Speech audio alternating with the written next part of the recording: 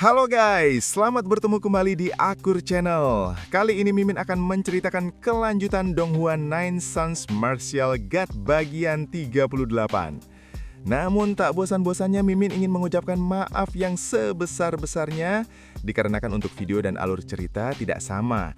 Jadi untuk videonya hanya sebagai bumbu pemanis saja ya guys. Baiklah, supaya tidak berbasa-basi lebih lama lagi, langsung aja kita terobos ke ceritanya.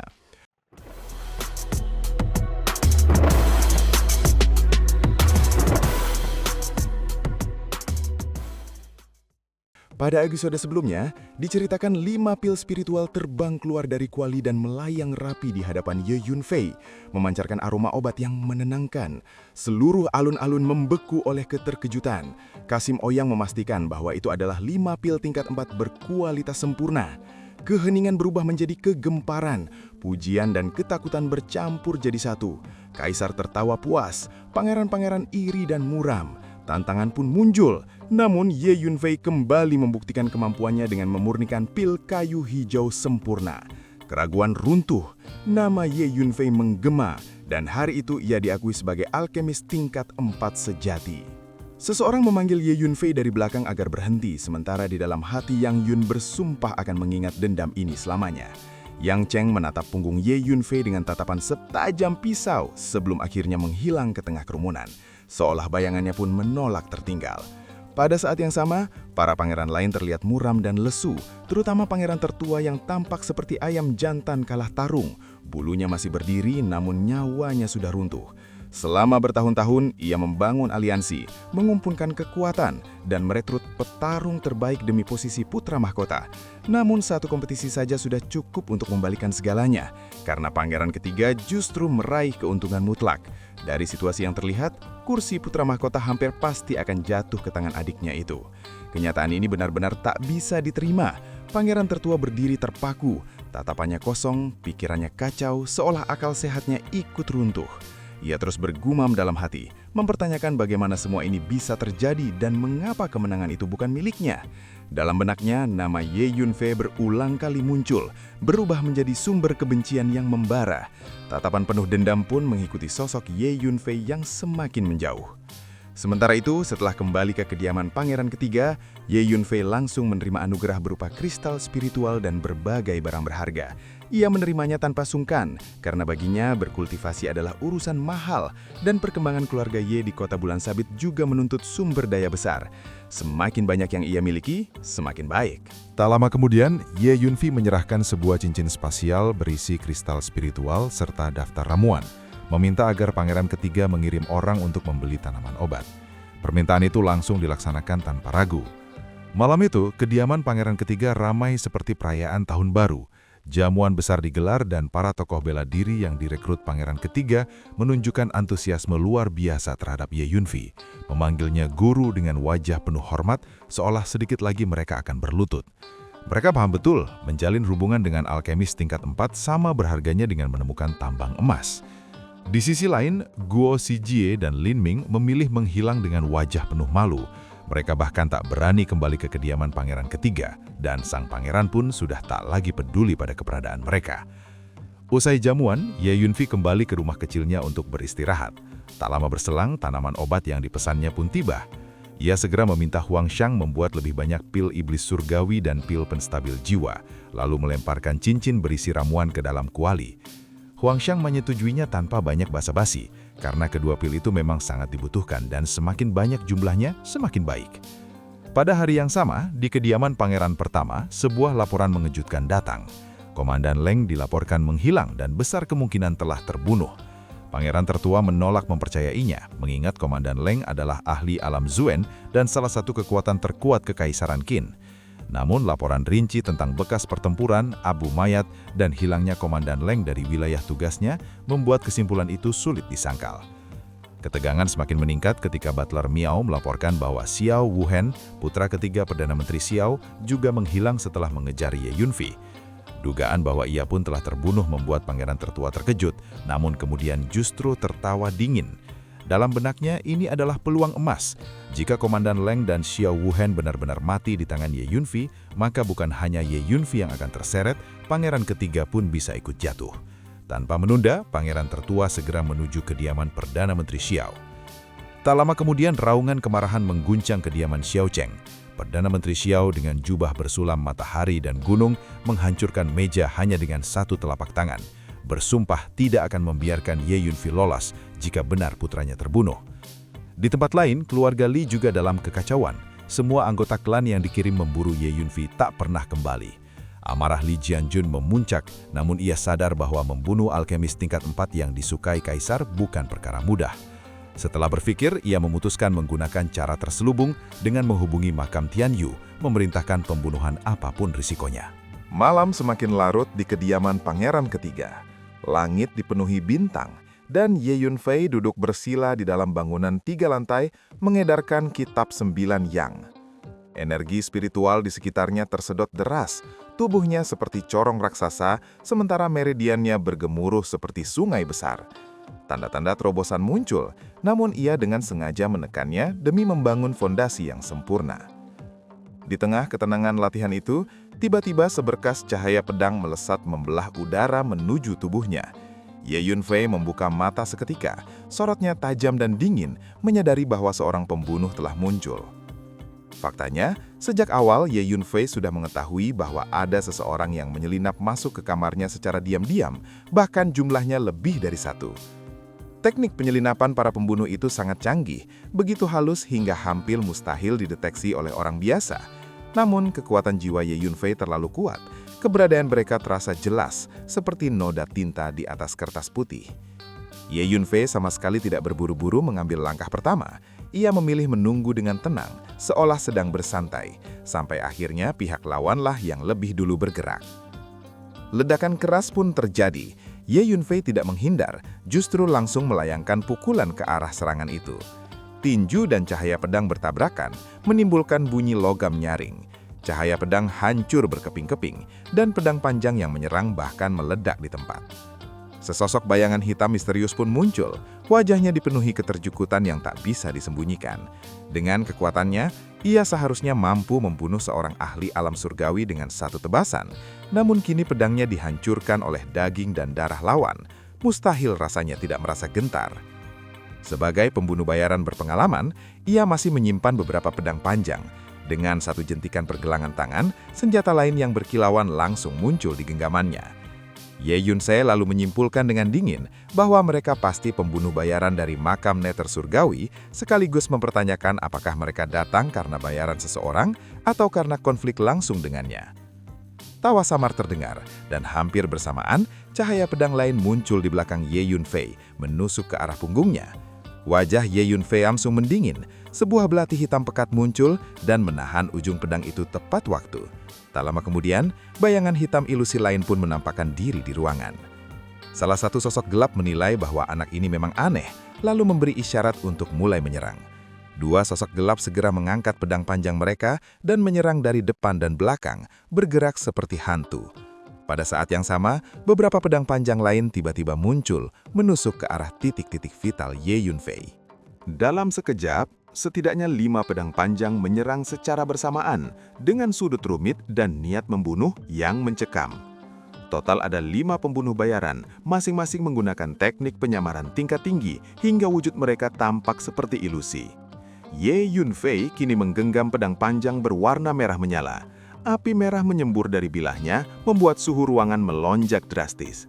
Dengan satu tebasan santai, ratusan pancaran pedang merah langsung memenuhi ruangan, terang benderang seperti matahari terbit di dalam kamar.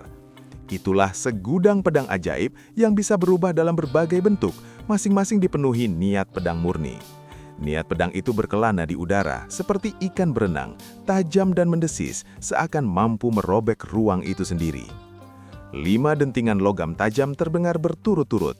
Kelima pembunuh bayaran terpaksa mundur bersamaan, wajah mereka penuh keheranan.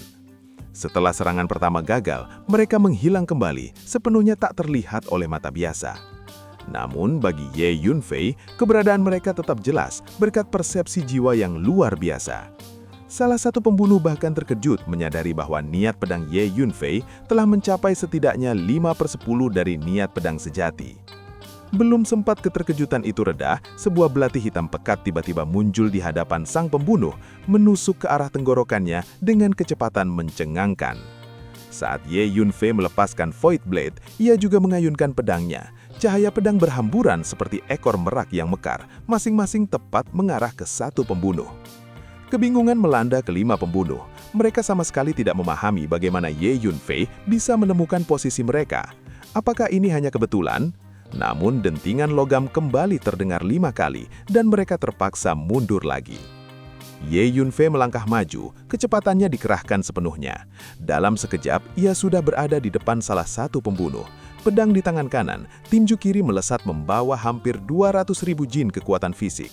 Udara di sekitarnya seketika terhempas, menciptakan tekanan mengerikan. Tubuh pembunuh itu terasa seolah menanggung gunung. Tinju Ye Yunfei menghantam, dan tubuhnya langsung meledak menjadi kabut darah. Kekuatan murni yang brutal benar-benar menghancurkan segalanya. Pada saat yang sama, Ye Yunfei juga mendebas dengan pedangnya. Cahaya pedang menyelimuti para pembunuh lain. Teknik penyelinapan yang menjadi kartu truf mereka kini tak berarti apa-apa di hadapannya. Kesadaran bahwa mereka benar-benar terlihat membuat para pembunuh panik. Namun sebelum peringatan itu berarti, pedang Void kembali muncul menusuk ke arah jantung salah satu dari mereka. Ye Yunfei melangkah mendekat dan melayangkan pukulan lagi, menghancurkan tubuh pembunuh tersebut. 3 pembunuh tersisa mencoba mundur, menyadari bahaya yang mengintai. Namun, bagi Ye Yunfei, semuanya sudah terlambat. Ia mengejar salah satu dari mereka dan langsung menusuk punggungnya, menembus jantung. Sang pembunuh hanya sempat berjuang sebentar sebelum cahaya hidup di matanya padam. 2 pembunuh terakhir mencoba melarikan diri. Aura iblis tiba-tiba muncul, dan Hu Miao pun menambahkan diri, ikut mengejar. Dengan kekuatan jiwa yang tak kalah kuat, teknik penyelinapan lawan sama sekali tak berguna baginya. Dalam sekejap, kedua pembunuh itu tewas hampir bersamaan di tangan Ye Yunfei dan Hu Miao. 5 pembunuh bayaran, semuanya tewas. Mereka semua berada di tahap akhir alam surgawi dan berpengalaman dalam pertumpahan darah, namun tetap tak berdaya di hadapan 2 sosok ini. Di dalam ruangan, Ye Yunfei masih menggenggam pedang panjangnya erat-erat. Hu Miao berdiri di dekapnya, aroma samar tercium di udara. Ye Yunfei lalu mengarahkan pedangnya ke satu titik di ruangan. Wajahnya dingin, menegaskan bahwa 2 pembunuh bayaran dari makam Nither Surgawi masih bersembunyi di ruangan dan memerintahkan mereka untuk menampakkan diri. Namun, tatapan indah Hu Miao justru tertuju ke arah lain di dalam ruangan, seolah ia telah menemukan sesuatu yang berbeda. Setelah hening sejenak, akhirnya sebuah suara terdengar di dalam ruangan, seolah muncul dari kehampaan. Suara itu begitu samar hingga mustahil menentukan dari arah mana asalnya. Seakan dinding, langit-langit, dan bayangan ikut berbicara bersamaan. Pemilik suara itu jelas terkejut karena Ye Yunfei ternyata telah menyadari keberadaan mereka sejak awal. Ye Yunfei menanggapi dengan nada dingin menyatakan bahwa metode penyembunyian semacam itu baginya tak lebih dari permainan anak-anak yang konyol. Fakta pun terungkap. Masih ada 2 pembunuh bayaran lain yang bersembunyi di ruangan itu. Lebih buruknya lagi, keduanya jauh lebih kuat dibanding 5 pembunuh sebelumnya karena mereka adalah ahli alam mendalam. Sebuah dengusan penuh marah terdengar, disusul suara yang mengecam kesombongan Ye Yunfei. Namun Ye Yunfei tetap tenang, menilai bahwa hanya seseorang dengan kepentingan besar yang mampu menggerakkan 2 pembunuh alam mendalam tahap awal dan menenah untuk turun tangan langsung. Ia pun menyimpulkan bahwa pasti ada dalang di balik layar yang membayar mahal untuk kepalanya. Jawaban yang diterimanya singkat dan penuh misteri, seolah lawan tak berniat memberi sedikit pun petunjuk. Detik berikutnya sebuah cahaya pedang yang sangat halus melesat ke arah Ye Yunfei. Cahaya itu begitu samar hingga hampir tak terlihat di kegelapan malam. Jika bukan karena kekuatan jiwanya yang luar biasa, serangan ini mungkin sudah merenggut nyawanya tanpa sempat disadari. Pedang panjang di tangan Ye Yunfei kembali digerakkan. Pedang mistik transformasi 1000 kali lipat. Namun kali ini, niat pedang yang menyertai telah mencapai tingkat penuh. Seketika, seluruh ruangan dipenuhi energi pedang yang tak terbatas, seperti lautan tak kasat mata yang bergelora. Bahkan pupil mata Ye Yunfei seakan dipenuhi cahaya pedang, membuatnya tampak seperti perwujudan pedang itu sendiri. Keterjugatan meledak dari balik kegelapan. Lawan itu akhirnya menyadari bahwa Ye Yunfei telah memahami 10 bagian niat pedang, sesuatu yang nyaris mustahil bagi kultivator seusianya. Ye Yunfei mengayunkan pedangnya tanpa henti, menangkis gelombang demi gelombang serangan. Pembunuh yang bertarung dengannya tak pernah benar-benar menampakkan diri. Keberadaannya hanya terungkap saat cahaya pedang berkilat sesaat. Namun berkat persepsi jiwa Ye Yunfei, Setiap gerakan lawan terasa jelas, bahkan bayangan hitam samar pun tak luput darinya. Semakin lama pertarungan berlangsung, semakin takut sang pembunuh. Ia adalah ahli alam mendalam tahap awal dengan teknik penyembunyian dan pembunuhan tingkat tinggi. Kekuatan tempurnya setara tahap menengah. Namun kini, ia justru ditekan oleh seorang pemuda di alam bumi tingkat akhir, sebuah kenyataan yang hampir menghancurkan keyakinannya. Di sisi lain ruangan, Hu Liao tetap berdiri santai, mata indahnya menatap satu arah dengan senyum ejek yang menggoda. Ia sudah lama menyadari keberadaan pembunuh lain di sana, seorang ahli alam Xuan tahap menengah. Melihat lawan itu tak kunjung bergerak, Hu Miao memutuskan untuk turun tangan sendiri. Senyumnya melembut, seolah sedang bermain-main. Gelombang energi iblis pun muncul. Tubuh Hu Miao menjadi ilusi, berputar seperti asap sebelum benar-benar menghilang. Suaranya bergema di ruangan, menegaskan bahwa kemampuan penyembunyiannya jauh melampaui lawan-lawannya. Ledakan menggelegar terdengar saat aura iblis memadat menjadi cakar rubah raksasa dan menghantam satu titik di ruangan. Raungan dahsyat menyusul dan sesosok pria parubada berbaju hitam muncul, pedang hitam pekat tergenggam di tangannya. Namun sebelum ia sempat bernafas lega, cakar rubah lain menghantam dari belakang dengan kekuatan ganas. Pria itu berusaha membalas dengan cahaya pedang sepat kilat, namun serangannya menembus kehampaan. Wajahnya langsung muram, karena ia sama sekali tak mampu mendeteksi keberadaan Hu Miao. Ia kembali menghilang dengan teknik penyembunyian, namun sesaat kemudian ledakan kekuatan iblis kembali meletus. Teriakan kesakitan terdengar saat tubuhnya muncul kembali. Bahu kirinya hancur dan lengannya terkulai lemas. Dengan amarah meluap, pria itu menusuk pedangnya ke segala arah secara membabi buta. Ye Yunfi hanya meliriknya dengan tatapan simpatik, seolah melihat seseorang yang salah memilih lawan. Di hadapan rubah surgawi purba, teknik penyembunyian makam Tianyu tak lebih dari lelucon murahan. Sementara itu, pembunuh yang bertarung langsung dengan Ye Yunfi akhirnya kehilangan kendali dan menyerang habis-habisan. Setiap tebasan pedangnya membawa energi mengerikan, cukup untuk membelah gunung dan mendistorsi ruang. Ye Yunfi maju tanpa ragu, mengerahkan 200.000 jin kekuatan fisik dan menghantam dengan tinju kirinya. Benturan tinju dan pedang mengguncang ruangan, disusul tebasan pedang Ye Yunfi yang menenggelamkan lawan dalam lautan cahaya pedang. Jemitan terdengar saat pembunuh itu terluka parah. Dengan niat pedang mendalam dan kekuatan fisik yang luar biasa, Ye Yunfi jelas berada di atas angin. Meski lawan ini setara dengan ahli alam Xuan tahap menengah, hasil akhirnya tak lagi diragukan. Pembunuh itu muncul sepenuhnya, bertuduh kurus dengan aura jahat yang menusuk, bersumpah akan membunuh Ye Yunfi malam ini juga. Ye Yunfi hanya menertawakan tekad itu dengan dingin. Pada saat berikutnya, gas merah darah menyembur dari seluruh pori tubuh Ye Yunfi. Teknik hebat untuk menghancurkan darah esensi diaktifkan. Kabut darah tebal menyelimuti tubuhnya, mengeluarkan bau menyengat, sementara auranya melonjak tajam hingga menakutkan. Teknik yang dulu membunuh Qiu Xuan kini muncul kembali, dan kali ini jauh lebih mengerikan. Ye Yunfi melesat maju seperti kilatan cahaya merah dan melayangkan pukulan. Jejak kepalan darah menghantam dengan suara menggelegar.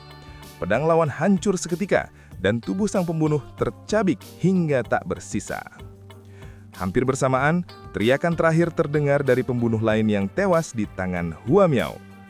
Di ruangan yang kini sunyi, Ye Yunfi berdiri memegang pedangnya, menatap mayat berserakan. Suaranya dingin membeku saat menyebut nama makam dunia bawah. Dalam benaknya, organisasi pembunuh bayaran itu telah dijatuhi hukuman mati tanpa ampun. Dan adegan ini pun mengakhiri pertemuan kita kali ini. Terima kasih kepada semua yang telah menyimak dari awal sampai akhir video ini. Dan juga Mimin ingin mengucapkan terima kasih yang sebesar-besarnya kepada semua yang sudah subscribe Akur Channel. Semoga semuanya dimudahkan rezekinya dan dilancarkan segala urusannya. Juga disehatkan selalu setiap saat dan terhindar dari segala penyakit. Amin.